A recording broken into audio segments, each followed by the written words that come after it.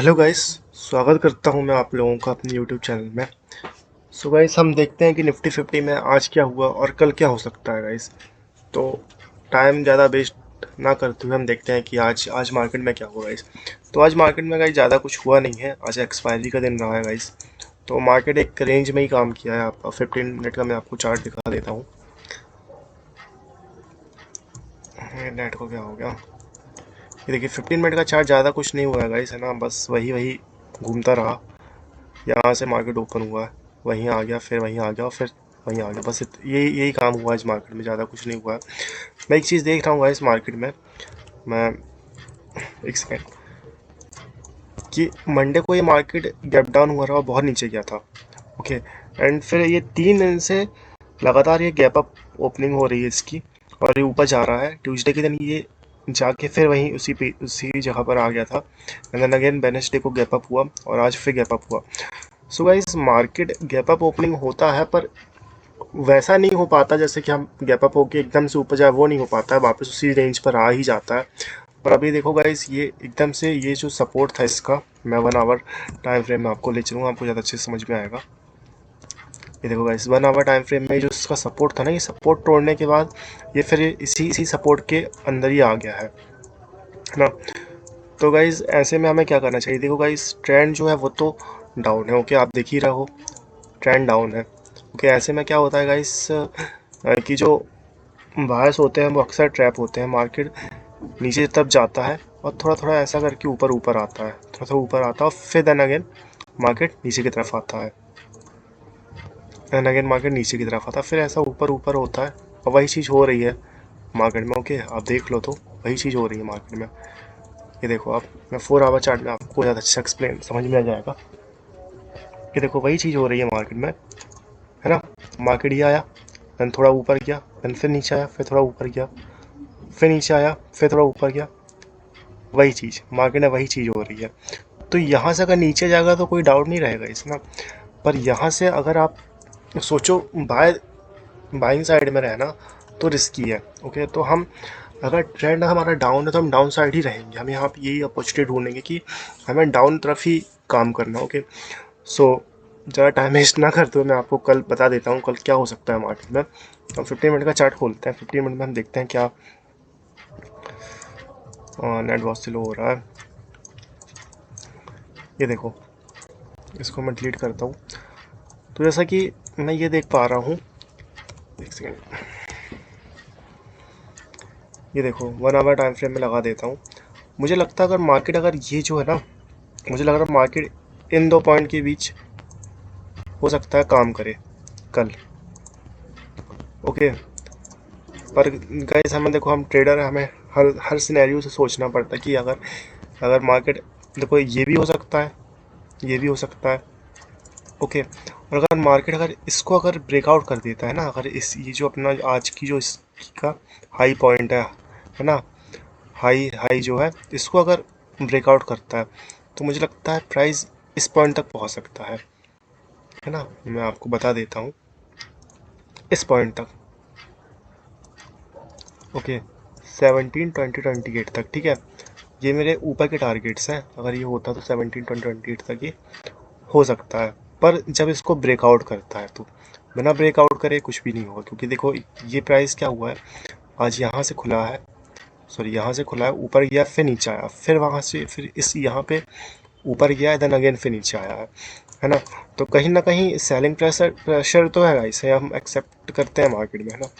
अब अगर ये मार्केट अगर नीचे की तरफ, अगर इसको अगर ब्रेक डाउन कर देता है, अगर इसको ब्रेक डाउन करता है, तो फिर क्या होगा? तो फिर मुझे लगता है मार्केट यहाँ तक आ सकता है ना। तो गाइज, मैंने तीनों ही आपको सिनेरियो बता दिया है कि अगर ये तीनों सिनेरियो में अगर क्या हो सकता है। अगर ये अगर बीच में काम करता है तो मेरे हिसाब से काम नहीं करना होगा। अगर ब्रेकआउट करता है तो फिर ऊपर की तरफ हो सकता है इस एरिया तक।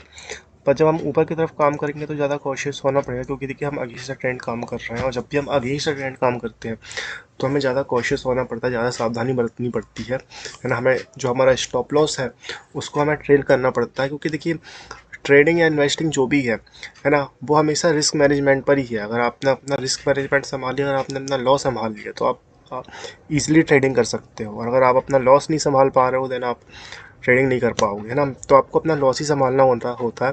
प्रॉफिट तो आपका बन ही जाएगा, है ना, पर आप लॉस कम करो, प्रॉफिट ज़्यादा करो, यही चीज़ रहती है। तो ये मैंने आपको बता दिया, अगर ये ब्रेकआउट करता है तो ये इसके टारगेट रहेंगे, और अगर क्या बोलते हैं अपना ब्रेक डाउन करता है तो फिर मुझे लगता है ये 1700 के आसपास आएगा, सॉरी 16,900 के आसपास आएगा। और फिर आप देखो, अगर आपको लगता है कि मार्केट में अगर सेलिंग प्रेशर ज़्यादा है तो फिर आप ये भी टारगेट ले सकते हो, पहला टारगेट ये, सेकेंड, थर्ड टारगेट, सॉरी ऐसा आप टारगेट भी ले सकते हो, ओके। पर पहला टारगेट आप ये होगा, पर आप ट्रेल करते जाना, ओके। हम बैंक निफ्टी देखते हैं, बैंक निफ्टी में क्या हो रहा है।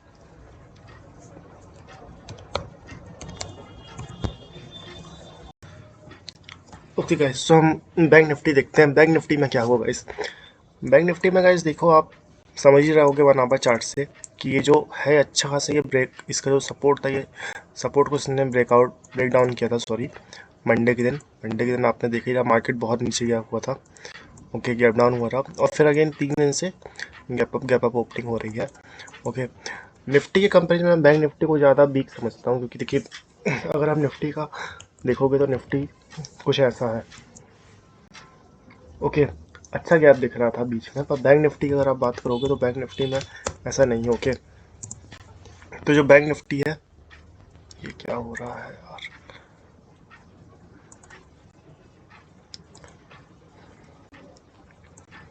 ये बैंक निफ्टी आप देखोगे तो बैंक निफ्टी में देखो नीचे पर ये जो लाइन है, ट्रेंड लाइन, ओके, जो अप ट्रेंड है इसका, ये जो ट्रेंड लाइन है इसको प्रॉपर इसको सपोर्ट कर रहा है, ओके, जिसको डायनामिक सपोर्ट भी आप बोल सकते हो। ये देखो support support support and again, अगर यहाँ कल से अगर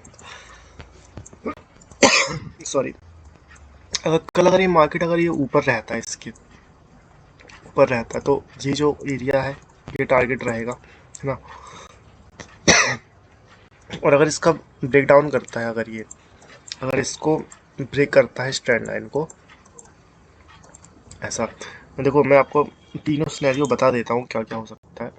देखो आज मार्केट यहाँ का हाई था और ये इसका लो था, है ना। अब मार्केट या तो ये हो सकता है, ये हो सकता है मार्केट कल के दिन, है ना, रेंज बाउंडिंग हो सकता है, या फिर मार्केट हो सकता है कि ऊपर की तरफ इसका ब्रेकआउट दे और बहुत अच्छे से ऊपर की तरफ जाए। अगर ये ऊपर की तरफ जाता है तो मेरे हिसाब से जो इसका टारगेट होगा वो या तो इस पॉइंट तक होगा या फिर इस पॉइंट तक होगा, ओके, इस पॉइंट तक होगा।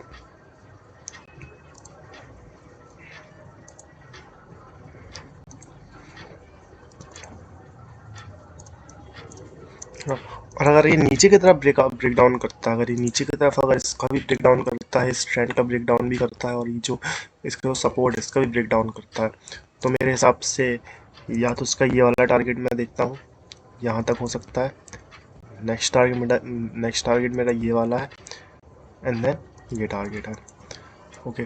तो मैं इसको देखता हूँ, अगर ये नीचे की तरफ ब्रेक डाउन करता है तो मार्केट या तो यहाँ से नीचे की तरफ ये हो सकता है या फिर ये हो सकता है, और आप इस टारगेट पे जाओगे, ये टारगेट अगर आपका अचीव हो जाता है, ये टारगेट आप चाहते हो तो आपको ट्रेल करना होता है, ओके, या फिर आप ये वाला टारगेट।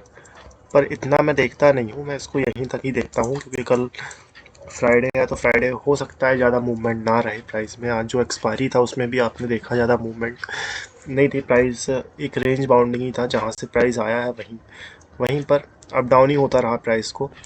पर अगर वैसे मेरे हिसाब से रेंज बाउंडिंग हो सकता है मार्केट कल के दिन भी ना, अगर ब्रेक आउट करता है इस एरिया का तो मैंने ये टारगेट है हमारे, और अगर ये ब्रेक डाउन करता है तो ब्रेक डाउन ही मेरी जो है नीचे की तरफ ये टारगेट है आपके, है ना। ब्रेक डाउन करता है तो पहला टारगेट 34785 का होगा, नेक्स्ट टारगेट 34610 का होगा, एंड फिर उससे नीचे 3411 का होगा। पर ये वाला टारगेट मुझे नहीं लगता है ये इतनी जल्दी आ पाएगा, मुझे लगता है ये होगा, हाँ, मंडे ट्यूसडे हो सकता है पर अभी नहीं हो सकता, ओके। और ऊपर की तरफ मैं ज़्यादा देखता नहीं हूँ, क्योंकि ऑलरेडी ये 3 दिन से ये प्राइस ऑलरेडी ऊपर की तरफ जा रहा है, और कभी भी प्राइस ऐसा नहीं होता है कि नीचे की तरफ एकदम से आया ऐसा नीचे आया और फिर एकदम से ऊपर चला जाएगा, है ना। होता है ये भी, बी शेप रिकवरी भी होती है पर बहुत कम होता है। पर अभी देखिए जो निफ्टी है वो एक डाउन ट्रेंड में ही है। ओके, ऐसा मुंह बना रहा है निफ्टी, बैंक निफ्टी आप जो भी कह लो, है ना। ये सब एक ऐसे हिसाब से ही हो रहा है। देखो आप, अगर आप देखोगे 4 आवर टाइम फ्रेम में तो देखो ये ऐसे ही काम हो रहा है इसमें भी। ये थोड़ा सा ये हुआ, ये देखो थोड़ा सा फिर नीचे की तरफ आया, है ना। फिर नीचे की तरफ, अब मुझे लगता है थोड़ा सा ऐसा हो कि फिर नीचे की तरफ आ सकता है। तो वही मेरा एनालिसिस है कि अगर ये, मैं इसको नीचे की तरफ ही देखता हूँ, मार्केट को ऊपर की तरफ मैं नहीं देखता हूँ। और अगर मैं ऊपर की तरफ अगर आप पोजीशन लेते हैं तो आपको ज़्यादा कॉशियस रहना पड़ेगा, सावधान रहना पड़ेगा। मेरे हिसाब से मार्केट नीचे की तरफ ही है गाइस।